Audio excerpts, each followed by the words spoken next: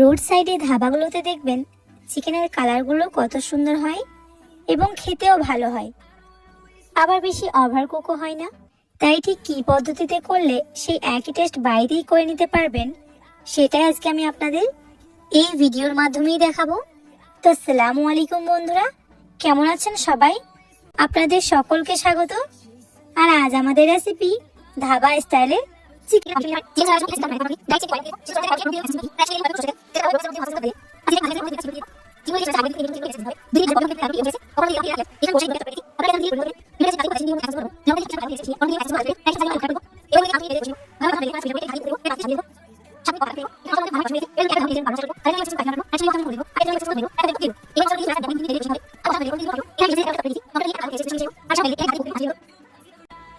পাঁচ মিনিট পর ঢাকাটা খুলে নেব।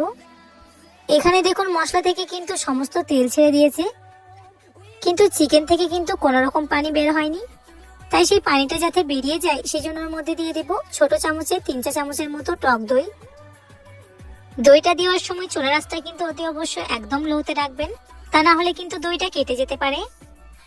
দইটা দিয়ে চিকেনের সঙ্গে ভালোভাবে নেড়েচেড়ে মিশিয়ে নেব।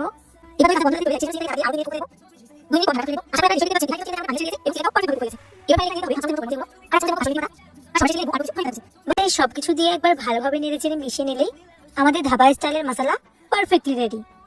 তো আশা করি এই রেসিপিটা আপনাদেরকে নিশ্চয়ই ভালো লেগেছে। ভালো লেগে থাকলে আমাকে অতি অবশ্যই কমেন্টে জানাতে ভুলবেন না। আর সাথে আমার ভিডিওটা ভালো লেগে থাকলে অবশ্যই একটা লাইক করবেন আর চ্যানেলটাকে সাবস্ক্রাইব করে রাখবেন, যাতে ভিডিও আপলোড হলে সবার প্রথমে আপনার কাছে পৌঁছে যায়। তো আজকের ভিডিওটা এই পর্যন্তই।